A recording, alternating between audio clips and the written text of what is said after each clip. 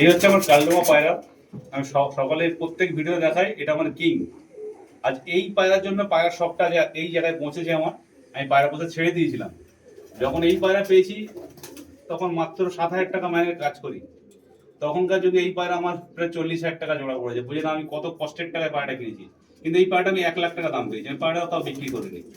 বছরে 2 থেকে 3 বার বাচ্চা নিই, সারা বছর রেস্ট রেখে দিই।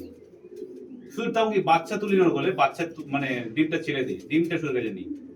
এত ভালো একটা পায়রা, এইসব পায়রা বলে দেখাতে পারবে না কেউ। চ্যালেঞ্জ থাকলো আমার, এই পায়রা কেউ দেখাতে পারবে না। ঠিক আছে, পায়রা কোয়ালিটি দেখুন, ছোট্ট মাদি, একদম ছোট্ট মাদি, নরের মানে হাফ। কতটা ছোট দেখো, 2-2.5 ইঞ্চি ছোট মাদি।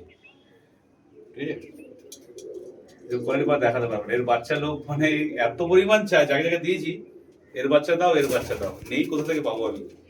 খুব রেয়ার বাচ্চা করি। এই কয়েকটা ছিল, বিক্রি করে দিয়েছি। এই আমার কিং, অলওয়েজ কিং। ঠিক আছে, এর জন্য পায়রা শখটা এই জায়গায় পৌঁছেছে।